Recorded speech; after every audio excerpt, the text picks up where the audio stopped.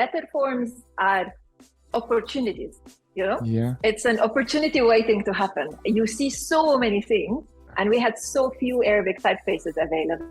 And they were all so bad, and most of them.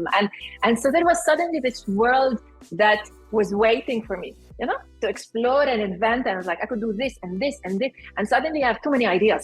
And then when you have the ideas, you get stressed, and you don't really rest until you've gotten them out of your head. And it took me like 10 years to get to that point, you know, to have drawn enough that my brain is not crammed with images of things that I want to do.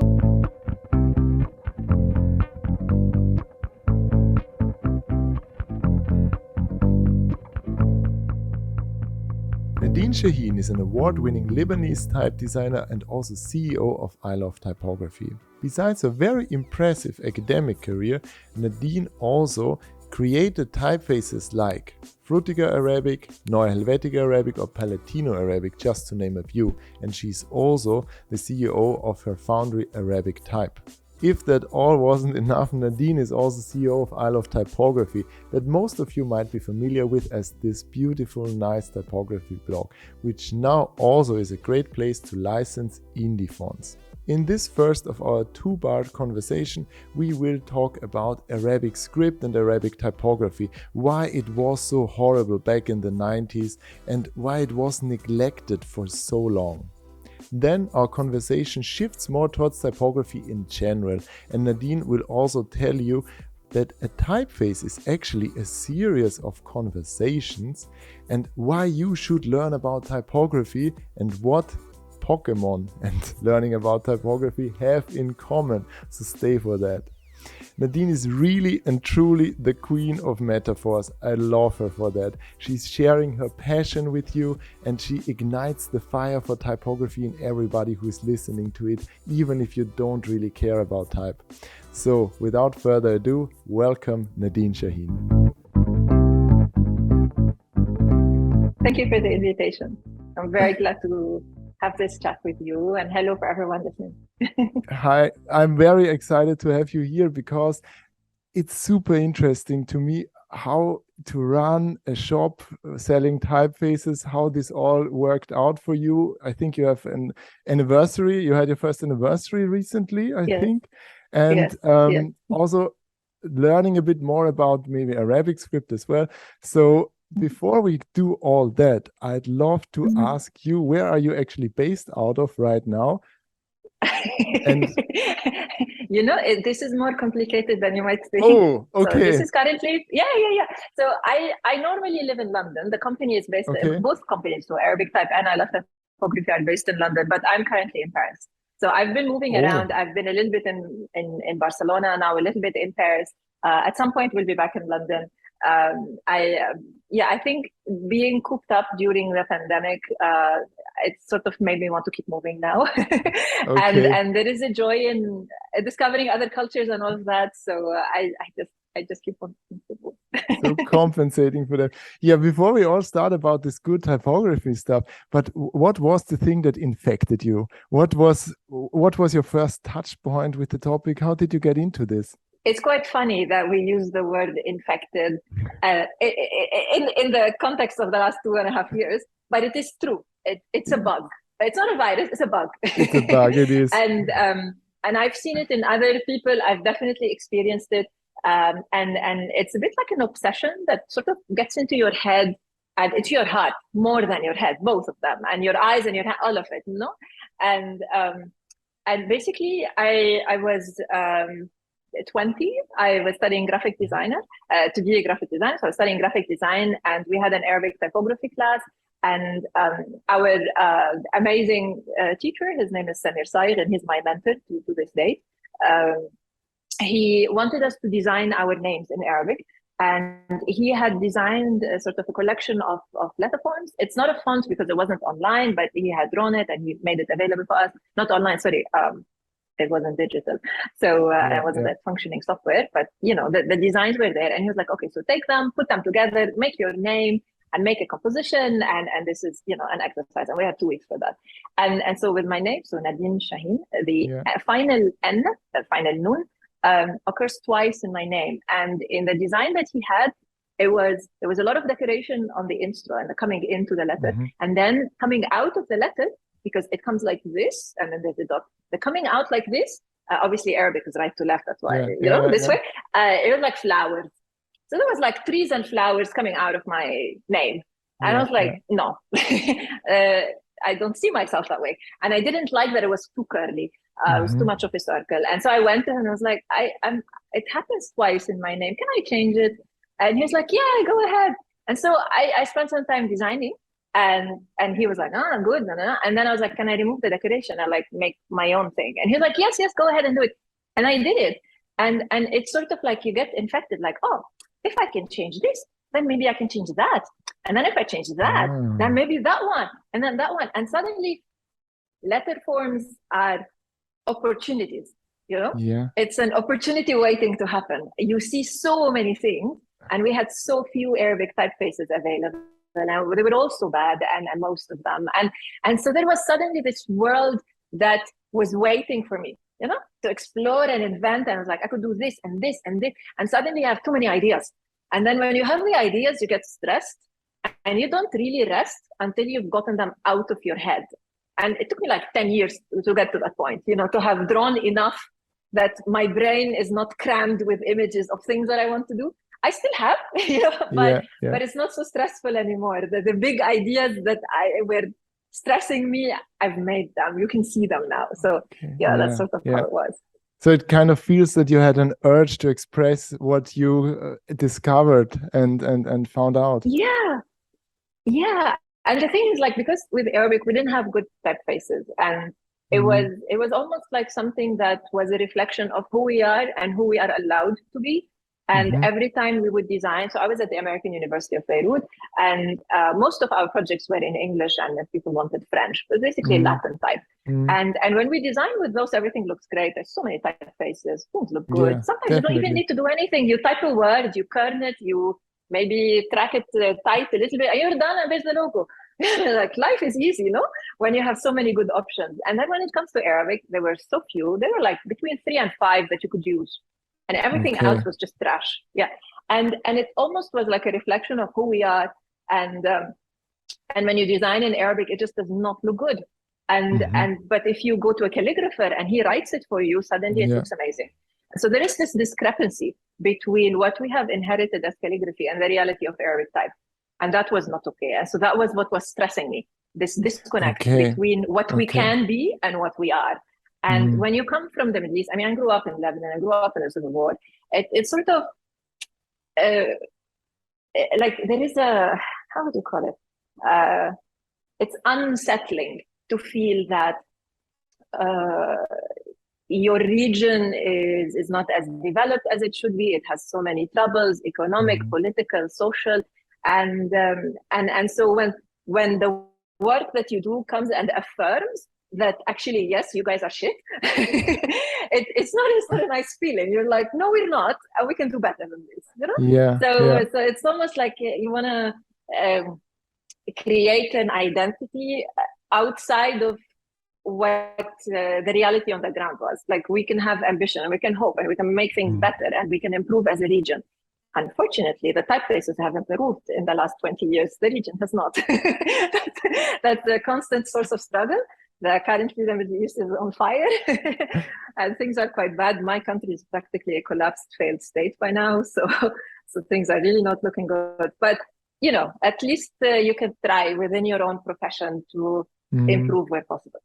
So you kind of try to close this gap, as you said, between what is already there from the craftsmanship, from the calligraphy, and which is treasured and admired across the globe for its beautiful calligraphy, and then on the other hand for the availability of digital type. But why do you think is that? Why was it so neglected? Because the technology is there since ages, I guess, and you could have made it work, definitely. So yes and no. So the problems are many. So one of the problems is that there was no design variety. So everything looked either very traditional and poorly designed anyways. And there was this massive emptiness where a typeface that feels contemporary and professional, and something we can do some branding or something even fun and happy or for children. Like they just didn't exist, you know? So there was this massive empty space where typefaces should have been. And there were simply not enough designers. There was very little opportunities to survive as a type designer back in the 90s. So I went to university in 96 to 2000 in Beirut. So I'm speaking about the end of the 90s. And so everything was piloted and no one paid for fonts. So there was very little opportunity to actually, you know, it's a supply and demand. No matter how much people say we want new fonts, if they're not willing to pay for them, who will design them? You can't, I mean, you have to pay your rent. So that's one reason. But we also had some technical issues as well. It was quite difficult because before Unicode and OpenType, which we now take for granted, the Arabic TrueType fonts were hacked. So there was no encoding for Arabic. You write an email in Arabic from one computer, it ends up as gibberish on another computer, you know? So so we really needed Unicode. We really needed OpenType to have the proper substitutions and all of that. But still, even without that, it is possible, even with that very archaic technology, that it was still possible to create typefaces that don't need fancy things, but we just didn't have a discipline of type design that was active. So for example, people, so when they were creating typefaces back then, they would go to a calligrapher and they were like, draw me something. And the calligrapher would draw it on paper. It might look calligraphic, it might look not, because not everything looks calligraphic, but they would draw it on paper and give it to whatever family was digitizing, and basically they retrace and they call it a font. Okay. So there's the problem, because that's like 15-20% of the work, 15 maybe % of the work. It's not a font until you've tested it, you've tried it, and you've gone through the iterative process. You look to see how it behaves. What do the words look like? So I think at the heart of it, this was the problem, that they thought that type design is designing letter forms, and in reality, you design words and paragraphs. You draw them individually. You draw individual letter forms, but you're designing the words. What's the point of drawing beautiful letters if the words look ugly? It doesn't make sense. If you look at the paragraph and it feels like a tornado passed through it, you know, if it feels unsettled, if it feels like it's pushing you away instead of engaging with you. And this is not a question of legibility. It's just a question of just being open to the reader, even if it's illegible, but there is that sense of openness, of like that sense of calmness, even when the typeface is crazy, you know, and it comes from that coherent conversation. I always say that, like, so when I'm teaching, I always say that a typeface is a series of conversations happening between letter forms. So in Latin, for example, the B talks to the D, talks to the P, and talks to the Q, and they talk back to it. And so you have this ongoing conversation between the BDPQ. Then there is this other conversation happening between M, N, and H, and then all the diagonals, the V, the W, the X, the Y, they're talking to each other. But then at some point, you realize that they're all in the same space, and they start talking to one another between those groups as well. And so you're facilitating, as a type designer, this collection of conversations. It becomes like an orchestra, and you're the I don't know, the maestro, you know, the conductor. Conductor, exactly. And so you're conducting that conversation, but they are speaking. And so it's the same as, like, if you go to a classical concert, and when you hear, and let me know if I'm going into too much detail. This is the last metaphor I will give. But like when you go into a concert and you have like 50 musicians up on stage, it's classical music. You have, like, you know, the violins on one side, you know, the cellos, all of that, and then the harp somewhere. And before the conductor comes out, they all test their equipment. And individually, the sounds sound nice, but collectively, it's noise. It's not music. It's individual pieces. They're practicing the music, but not together. And so the collective sound that comes out is noise. But then the conductor comes in, and then he suddenly gets them on the same rhythm. And then there's a collective conversation. At some point in classical music, usually the violins are on this side. The violins start to speak. And then at some point, the cellos come out, and They play something very similar, is not the same. I mean, it's a deeper sound, but it's the conversation is happening. And then at some point the heart comes in and they're all very quiet, but it's a conversation and suddenly it's music. It's no longer noise. And I think a good typeface is one that is able to facilitate that, to bring harmony. It's not to say that all the letters need to look the same and they're modular, because a lot of times when you're a graphic designer getting into type design, you think you have to make a module, repeat it, and then sometimes put an ascender and sometimes put a descender, and you think that this is it, but that's not it. Type design is not modular. It's conversations of things that are related to one another, existing together, but not really the same. So that's the trick of it. And then once you're there, it's addictive, because it's nice. Yeah, it definitely is. It's like, creating a system and not creating the individual parts and how they look together as a whole. Definitely. So I really like your metaphors. Really, they are so touching. And you really can imagine and feel this. And this is what I really appreciate about you. And this you kind of feel your passion, energy behind it. And just makes my heart shine. So beautiful, Nadine. Oh. Thank you. If you enjoyed this conversation so far, why not hitting the like button and sharing it with a friend who also might benefit from it? It will help me grow the channel and also reach more people and your friend to learn a bit more about typography. But now back to our talk. When it comes now to typography, which basically then is there to make use of that beautiful typefaces that are hopefully playing music in our eyes in this case then, why do you think it's beneficial for people to learn about typography? Because you can still mess up badly if you're using it inappropriately. How it's not intended to be used, for example, but you could still make a bad typeface work in certain situations and instances if you know what you're doing and know about the rules and or guidelines, let's say. So why do you think it's beneficial even for, let's say, developers and people that are not necessarily graphic designers to know a bit about typography? I think there's something very important that we need to start off. And I will borrow something that my sister's husband, so my brother-in-law, one time told me.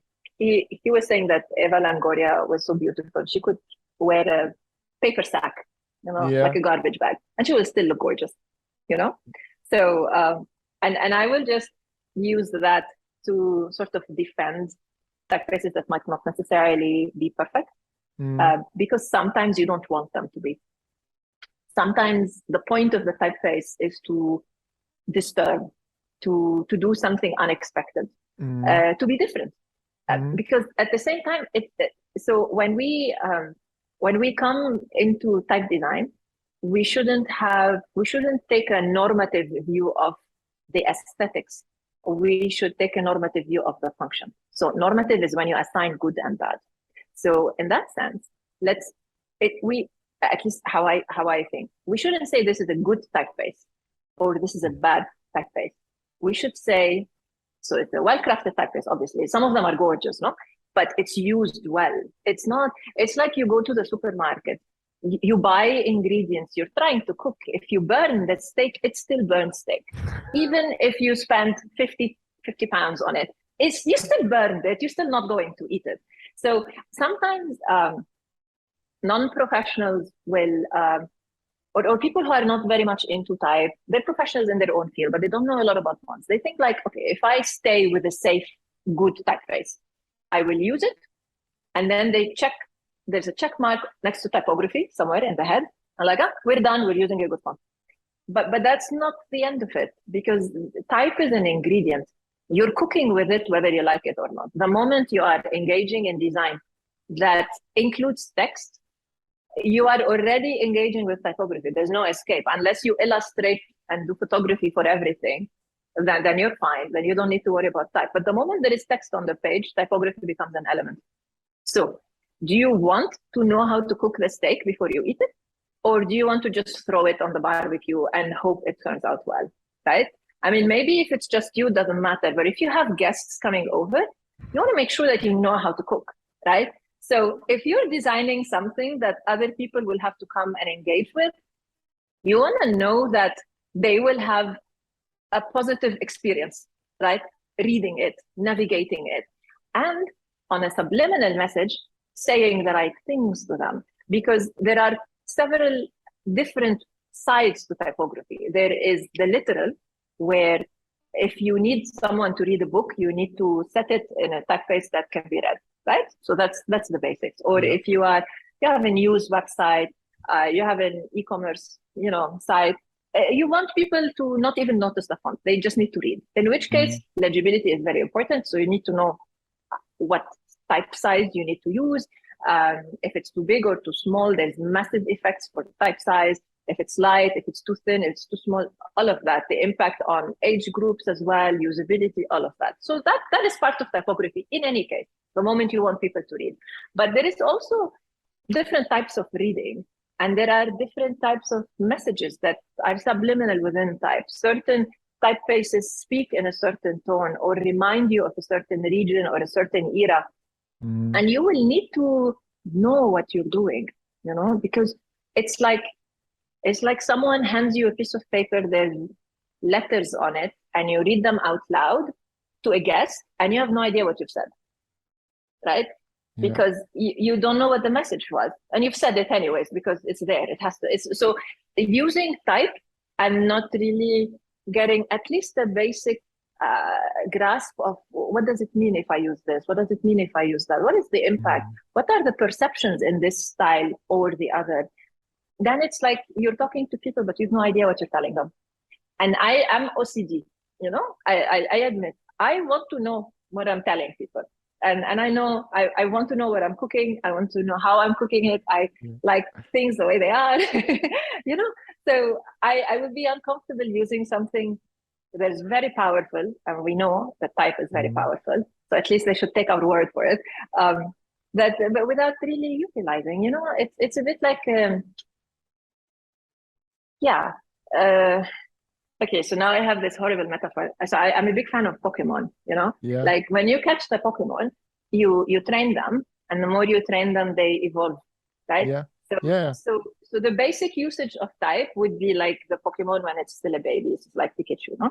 But then you train it and it becomes better, and then it evolves, and then you get more powerful, and then you get more Pokemon, and So it's a bit like, it's not rocket science. Type is really easy. We're not asking people to learn about radiation. We're not asking them to learn about, the complex psychology. It's just some basic stuff. It's not rocket science. We're not curing cancer anyways. But, it's engaging, it's interesting, and then it makes you so much more powerful as a communicator. So it's like really low-hanging fruit, really. It's not hard work. Like learning to code is harder than learning about typography.